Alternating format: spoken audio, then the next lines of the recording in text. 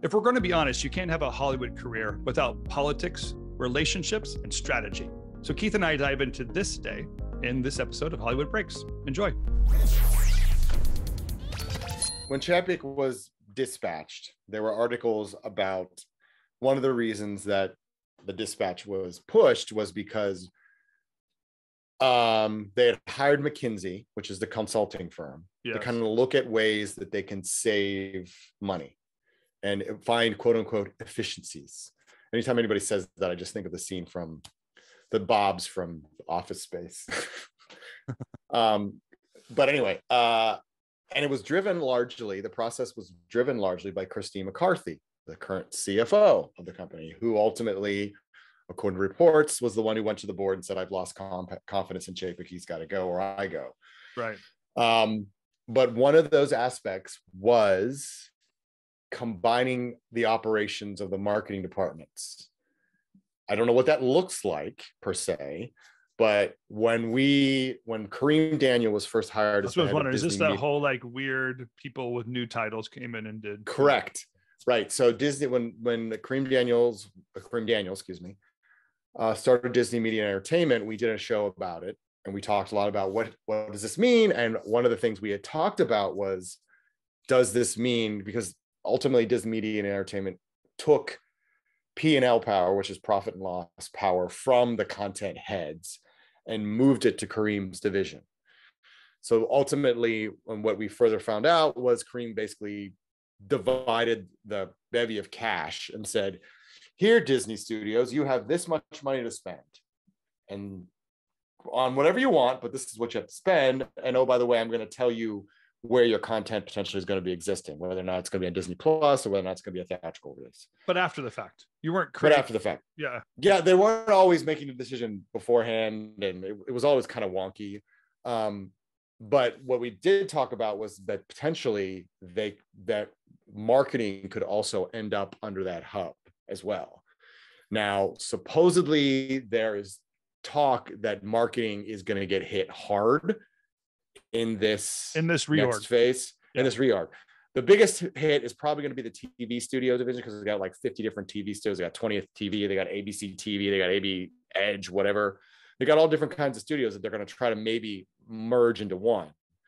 But marketing has been brought up as a possibility as well, and that is something we had talked about. So I don't know if that means they're going to create. I don't know if McKinsey had suggested creating a marketing hub where content flows through, and then it's, you have basically an in-house agency which runs all the marketing for the various. I'm so curious about the McKinsey relationship, because here's from an outsider's playbook what happens, but often these large consultancies come in with strategy, with the idea of like, we can find efficiencies and so on. Like we're the knowledgeable outsider, we'll show you how other people do it, but they're also pitching in their services. And a lot of these consultancies have grabbed marketing as part of their offering, their services. So it's self-serving in a way to say, let's reorg Disney and then put elements in place that keep us retained in the process as you go through it. Right. It's not that it's not a good idea or won't be successful. It's just that there's another player in the field. Yeah. And if the knowledge is outside of the CEO and whatever Kareem Daniel position was, then you also have this CEO that's learning someone else's strategy instead of stepping in with their own strategy. What I hear you saying is that in this reorg, Iger basically said, that's BS. I'm the CEO. I'm going to determine the strategy. I can have input from other people, and there might be some good ideas there, but I'm going to own it. I'm going to own it. Yes, I think that's right. Yeah, I think that's what essentially is happening. I think there are ideas that were presented, and I think maybe Christine McCarthy, who's again CFO, probably brought those to Iger and said, this is what McKinsey suggested we do. Here's some options. And maybe Iger was like, okay, I like this because this kind of fits where I want to take the company, versus maybe what it was with Chapek, where it was like Chapek's just being dictated, this is what you need to do because you don't really have a strategy right now. Perhaps. I don't have the insider info on that, but that's potentially what it looks like anyway. I don't think it's out of place for the CFO to be driving some of those conversations either. One, No. playing a CFO sometimes, I think we should have a lot of power. Just kidding. But I think there's an element to the financial look at things. This often gives you the early signals of what's coming up, and to be proactive and work things through, or in Disney's case, be an influencer and absorb the change sooner than later. They make markets. So how do you understand the financial aspects of where things are shifting and might need to shift soon so that we can be the market makers? That's a brilliant strategic move coming from a finance person. So I'm going to guess there's elements in this. I'll say the intentions were probably solid. There are elements of this that are probably very smart. There's probably legacy stuff that does need to go away. But the way it was handled, of like who owns that challenge and who's taking it over, I think that's where Disney is struggle, and the reorg is necessary. It's interesting to watch it, right? Because we're kind of void of any other kind of nobility. Like this is kind of a kingdom, and you're watching the players in the kingdom work out the kingdom and figure out the battles are going to work, right? Yeah. I mean, I would not want to be a Disney employee right now. It's definitely got to be a very anxiety driven time, because you don't know what's coming. I think they've had a rough few years, and now there's, the whispers of the reorg, and it could be big, and it could be a lot of layoffs. So we shall see what comes next week. Well, who's going to survive this? Like, they're going to make films, so there are going to be elements of that are still good and true. Guess, right? Oh yeah, absolutely. Yeah. They're still going to make movies. They're still going to make TV shows. It's just going to matter of, they realize they have to find a way to, because ultimately the board has, aside from the succession issue that Iger has been tasked with, it's also to improve the park experience, which I think Iger has already started to address, but also find a pathway to profitability with streaming. And I don't know if they have the answer yet. And obviously some of the efficiencies that they're going to try to find with this reorg are going to lead to that sort of possibility of profitability. Yes, they're still going to all the things that they currently do are still all going to be part of the equation, but it might be that there just might be less people doing sort of all of those things. So we'll see. I don't know. I feel like we just jumped right into this episode, but I thought of the conjecture of what's happening at Disney, to me, is like a look at what's happening in Hollywood. I think that's what's so interesting to you and I when we talk about Disney and the reorg at Disney, is looking at one, just to be honest, this isn't the first time or the last time it's going to happen within Hollywood. These big studio leadership shifts, what happens when it happens, why they happen. And we've, in the case of Disney and the time that we've been doing this podcast, it's changed hands twice. Iger to Chapek and Chapek back to Iger. So it's not like we're watching this thing play out twice in the short time we've been doing this. But to recognize and to kind of see the writing on the wall of where Hollywood plays its cards, what's coming up, and then really truly, as always, what the opportunities are when they do this movement. That's what makes it curious to me. I'm pretty sure the same with you. Yeah, absolutely. Totally. I mean, you're right. The fact that we've witnessed 2 CEO changeovers in 3 years, which is just in a legacy company like Disney that also, by the way, is also heading into celebrating their 100th anniversary of the company after just wrapping up the 50th anniversary of Walt Disney World. And you have all these moving pieces right now. It is quite fascinating. I'll be interested to see what comes of it and what Iger's ideas are. And I'm really interested to see who he has over I should say the board, because I think the board is taking over the succession issue, because Iger obviously was a bit of a swing and a miss with Chapek. So I think the board's taking the lead on this. Well, obviously with Iger's input, but I'll be interested to see who the next CEO ends up being. Well, my vote's for you, Keith. That's what they need. Yeah, I gotta I got to run a major division first. I'd take over the parks. I'd be happy to shadow Josh DeMaro, I think his name, who's the head of the parks division right now, and Sure. shadow him for a little bit, and then when he feels like it's time to step on, you got the step genie down. pass down. How much harder can it be to run the park? That's right. It can't be much harder. I know how to work Genie Plus, but like, come on, that's the hard part. That's really, truly is the hard part. Making your kids happy at Disneyland. From that point on, it's all easy. Yeah, exactly. After that, it's a cakewalk. Okay, I want to ask you about this Oscar thing that's happening. Okay. Andrea Riseborough, or Riseborough, sorry. Yeah, Riseborough. It's interesting to me. Let me just put the context out there so people who don't, I don't know, have turned off their television or their life for the last 2 weeks that don't know what's happening. But I'm going to put my own spin to it too. But she received the nomination for Best Actress. And when she did, it was a surprise because there are other people recognized in previous award shows in other areas that have been nominated. And they were not nominated, and she was. Mm-hmm. So that created some speculation that something different has happened for her. And how did she get there? And then apparently the way that she campaigned for this, which campaigning is not wrong, right? People campaign. I drive down Hollywood Boulevard. I know for sure people campaign for these things. But the way she went about campaigning for it is different than what the others did. So they're saying it's unfair what she did because she used social media and one-on-one contact, basically friends and family connections. Yeah. Well, we should clarify. I don't know if it's accurate to say that she campaigned specifically. Oh, okay. Yeah, right. I don't think that's necessarily accurate. I don't think she was out there. Her team or her team was supposedly the director, the director's wife of the movie To Leslie, which is the movie that Andrea Riseborough is nominated for, and her manager were involved, but apparently also Frances Fisher, who I'm not sure if she's in the movie or not, or she might just be friends with Andrea, was very hardcore in terms of her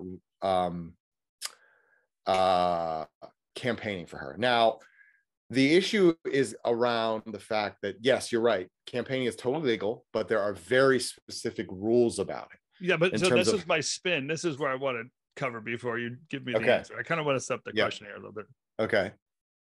Is that it sounds to me from the somewhat knowledgeable but outsider is that they're saying, hey, you can't just have people that liked the movie or your friends go out there and say good things about you and post things on social media and ask people to vote for you. What you have to do is spend millions and millions of dollars in these campaign strategies of billboards and Hollywood Reporter ads and that kind of stuff. Otherwise, it's unfair that you just have people talk about you. Right. And some of the argument I'm reading in the New York Times is basically people saying, well, that's kind of BS. Because if I have to follow those campaign rules, I have to be backed by a multi-million-dollar campaign instead of people that just, I don't know, like the thing I did out there. Yeah, so that seems to be the setup and the confusion and the, I don't know. Yeah, I mean, I argument. Yeah, I mean, you could make that argument. I could see that, but the issue here is it's not necessarily because I think the nominations this year were all covered a broad swath of film, from the smaller independent movies to the big budgets. And it was kind of across all categories, which is interesting to see because we gotten so used to it just being all indie movies that nobody sees. But there were some movies in there that were, I haven't seen them all, but supposedly were really well done and deserved recognition. And that's what the Academy exists to do. It's to recognize the best in the art. But I think the bigger issue here was that it was relentless, and there are rules around emails and how many emails you can send and how many interactions you can have that, again, that the folks I mentioned just completely ignored and just went at it full bore. And there's also been conjecture that this campaign bumped out Viola Davis from The Woman King and the actress who was in the movie Till, whose name escapes me at the moment.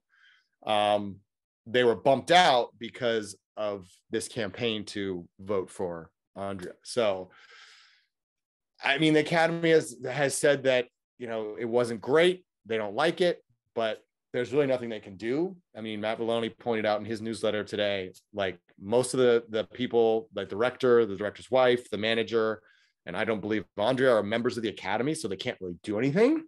However, Frances Fisher is, so I don't know if they're going to take action against her. But I mean, listen, we all remember, most of you may remember the era of Harvey Weinstein, when he basically, with Shakespeare in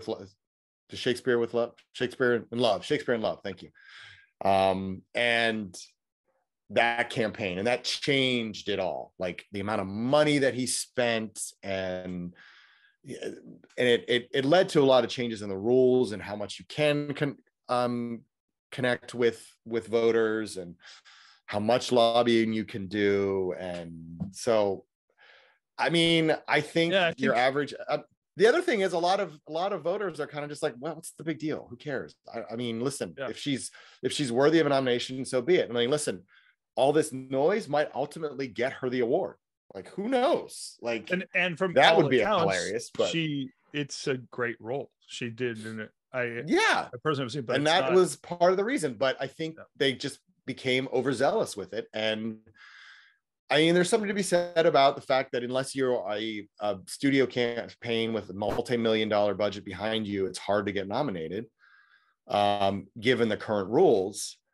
But I think they could have gone about it in another way, while trying to bring attention to her without being so blatant about it, and I think, just pushing and pushing.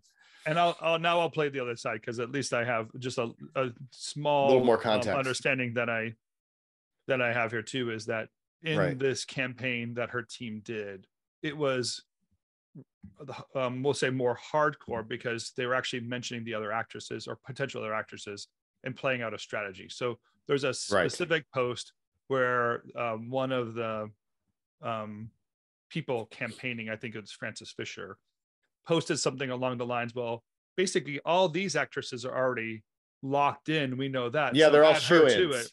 Yeah. Right. And that's like an influence, or maybe campaigning against other people. And I think maybe that's Academy's like, we can't campaign against, you can't put Tim's better than Keith in a post. You just say, like, recognize Tim for his merit. And then that's where you would stop. So there does seem to be a crossover, but again, it does feel a little bit like, I don't know, where some of the noise that we hear out there is just, well, she didn't follow the rules, but the rules currently require a major investment in a standard static campaign, opposed to something that's a little bit more dynamic. I have a feeling, Keith, next year everyone's going to do what she did, because it worked. They're like, well, screw that. It worked, and the Academy said we don't like it, but nobody's getting punished. So you're right. I mean, once the dam is broken, it's always the first person to the wall who gets the most damage, and then after that, everyone else just kind of walks right through. So it's entirely possible that we could see more of this. Oscars are just about controversy. Should we just call it out? Like, we just want to push controversy and find controversy and do controversy. I mean, you got a bunch of people who are sort of artistic, and then you got a bunch of people with big fat egos, and and they're into a little bubble. Of course there's always going to be controversy, because none of them can agree on anything. So of course it's always going to be a controversial thing, because there's going to be people who think one way and people who think other. And these people, you got boards that are like 50 plus people large. How can you make a decision like that? I mean, come on. Like, of course there's always going to be controversy. And it's all, I mean, and the cynic in me is like, listen, it's always good to have controversy, because it drives more attention to the show. Yeah, totally. So, I think what they want. Maybe that's what they're looking for, is like, well, at least if we have some controversy, people will tune in for that one moment, or what have you. Like, it's, well, yeah. I mean, I would love to watch the hourly ratings, because I guarantee when it comes to best supporting actress, boing, it's probably going to pop up.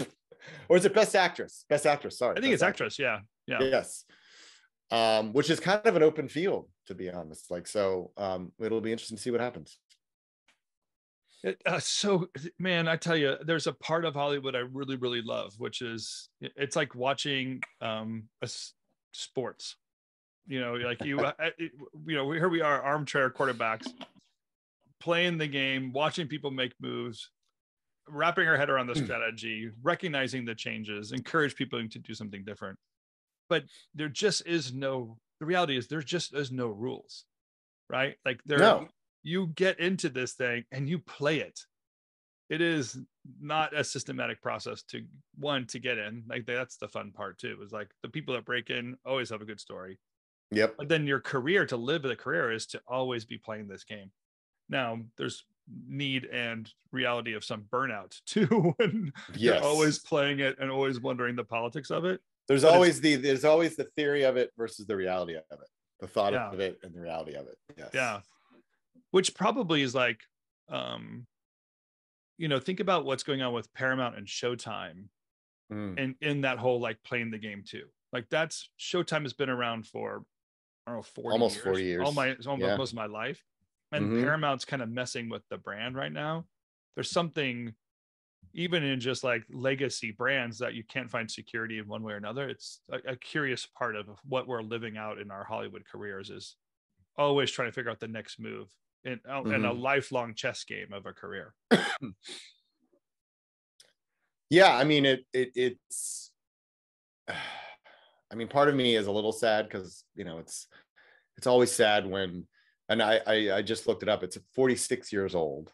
46. It's been around for 46 years, which is crazy. Obviously, I think it was started as sort of like during the heyday of the cables, and you're like, oh, look at this cool little cable channel. And then they tried to be like HBO, and that didn't really work because HBO is HBO, and it's just really hard to catch up to HBO. And they never really had, I mean, they had some good shows. They had Shameless, they had Homeland, Nurse Jackie, a lot of shows that sort of got some tread to it. But in the last few years, it's kind of gone quiet. It hasn't had a lot of breakout hits. And I mean, it existed largely to service the larger Viacom beast, more or less. And, there had been rumblings that this was coming. But still, it's one of those things where you're like, okay, it's basically a brand that's just going away, because the way they're titling it, I think it's like Paramount Plus with Showtime or something like that. No. Oh yeah. Paramount Plus with Showtime. That's what they're calling it. There's not anyone in the world outside of LA or New York who's going to call it that. They're just going to call it Paramount Plus. So we're essentially saying goodbye to the Showtime brand. Now, maybe there'll be some way in which they will work in, I mean, listen, let's be honest. Showtime doesn't really have a brand with viewers, really. It doesn't have a brand like HBO. It doesn't have a brand like Disney. It's just there. So I don't know how they're going to necessarily do that. I mean, I think ultimately Showtime's just going to go away. And it's not a library, right? I mean, I'm sure there are shows. There are shows. I mean, I mean, they've started dropping shows from both services, because obviously I don't think they want to pay the residuals or what have you on them anymore. And but I mean, listen, Homeland will always be, I mean, Homeland season 1 is a phenomenal show, and I think people will always want to watch it because it's a great piece of television. Shameless was popular for years. Nurse Jackie was popular. So, I mean, there are shows that have a following, and people, or Dexter, I totally left out Dexter. Oh, yeah. They'll have a need to watch and see. So they'll exist there, but as far as like a brand that's still going to be producing something, I think we're essentially seeing the end. And essentially, of Showtime. Here's the difficulty in navigating OTT anyway. Trying to remember which platform has which element, right? It's not like cable where I can go through it and everything's listed. I have to, right. So to add a sub into the Paramount Plus choice, it's really just better. I'm going to turn on Paramount Plus. I'm going to go to my sub, press that button. And then the Showtime library might exist on the side or not based on my subscription, but I'm not going to go find Showtime somewhere. It's not that the first thing in my mind has to say Paramount Plus, because I have to get over to that subscription and make it happen. Yeah, I think that to me, you have to realize the human interaction with your interface is a big element of what's going to survive or not. I think that's what you're calling out. Cute. It's a cute name, but the reality is it's a terrible name. It's an awful name. In that, like I say, it's politically well positioned to say we're not getting rid of Showtime, but the reality is, and I know like the human experience is going to say it's Paramount Plus no matter what. I'm ditching that because that's not experience. No one's going to say Paramount Plus with Showtime. Like I don't say Disney Plus with Nat Geo Star Wars. Marvel and Pixar. Although funny, I mean, like I didn't realize I did this. So this is some of the fun of having these platforms. But my Paramount Plus subscription was through Amazon. So I had Amazon Prime with Paramount Plus opposed to Paramount Plus separate. I definitely ditched that because then I could do downloads on the other side. Not that anyone cares about that. But there is some part of this OTT world that adds the with when you're inside of Amazon and Hulu that's with true. Live TV, CBS with the football package. Oh, so yeah, that's a good there is point. a with element to it, but I still go CBS online or Prime online or whatever. That's where I'm going first. Yeah, I could see that, but I don't see it being marketed as. I mean, I can envision trying to write the spots and the copy. Paramount Plus with Showtime. I mean, listen, you're right. I have seen ads with Amazon Prime touting the fact that you can get HBO Max or vice versa. HBO Max advertising, you can get HBO Max with your Prime subscription, this kind of thing. Yeah. So it's possible. No, I'm with you. For marketing, let's just say, come on, people. Come on, it's just no one is gonna. I'm like, hey, did you see that great show on Paramount Plus with Showtime? Like, here, let's do the advertisement right now. Ready? Here's you and I doing the advertisement. Hey, Keith. So I was watching Paramount Plus with Showtime this weekend, and you said, "Wait, Tim? Wow, that's so great." Where else can I see Dexter and Nurse Jackie, and other great Showtime show without my only on Paramount Plus with Showtime. Oh, dude, we're so hired. As a matter of fact, we're so hard. Bob Baggage. Oh, I think Bob's calling me right now, actually. As a matter of fact, I'm pretty sure they're just going to pay us for that ad right now, baked into our podcast. Pretty sure it's got paid every time. Yeah, totally. I think we nailed it. Keith, absolutely, it's the best $6.99 I pay every month is adding that Showtime package. It's Paramount Plus with Showtime. 2 for the price of 1, Tim. It doesn't get any better than that. I could watch Yellowstone and Dexter. So killing people all over the place through history and time. You can't watch Yellowstone. You have to go to Peacock to watch Yellowstone. Oh, no, that's not true. I watch Yellowstone. Oh, wait, on Paramount Plus? Live? Paramount Plus. Oh, yeah. Okay. So it's available on Peacock too then. I'm watching, well, to be clear, I'm watching 1923, not 18. Okay. There you go. I can't watch Yellowstone. 1883 is the one. I like the history ones. 1883 is was one season, wasn't it? Well, that's what it is. They're just prequels. They're building it up. So they're going 1883. But 1923, I guess they're going to do another season of that. It just got renewed for another season. So. 1883? 1923. Oh, yeah, dude. It's fun. All right, I got to watch it then. Come on. Yeah. All right, and you can get that on Paramount Plus. You don't need the Showtime. With Showtime. Yeah, you can Oh, dude, it's so fun to do this with you. I love our podcast. Hey, listen, if you like what we're doing and like you're saying, make sure you subscribe to Keith's newsletter because all this great stuff is baked somewhere inside that newsletter. And I, every once in a while, read the newsletter myself. So you know that there are people out there reading it. Mm-hmm. You can find it on my website, visioncraftbrew.com, or you can go to my Instagram, HollywoodBreaks_Keith, and it's in my bio if you'd like to subscribe. There you go. Well, look at us. We're just pitching today. Should I pitch one more thing? Yes. And if you really like our episode, hit the subscribe button wherever you listen to this episode. And we won't even charge you $4.99. Nope. We should. It's free. Dude, we're missing out. We should call this Hollywood Breaks with Vision Craft Brew, and we could double give people a service. A 2 for the price of 1, Tim. And the price is free.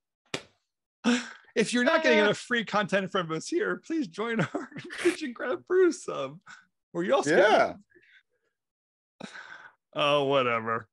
All right. Whatever. Well, another great. I should also note real quick, for those of you who are readers of the Founders Brew, I did mention that Kevin Guest, author of Audienceology, was supposed to be here today. Unfortunately, he had an emergency that came up, so he did not make it today. But we are going to reschedule him. So stay tuned, and I will have that date shortly. Yeah, I have so many more questions for Kevin. I can't wait for him to show up. I was prepped today. I know.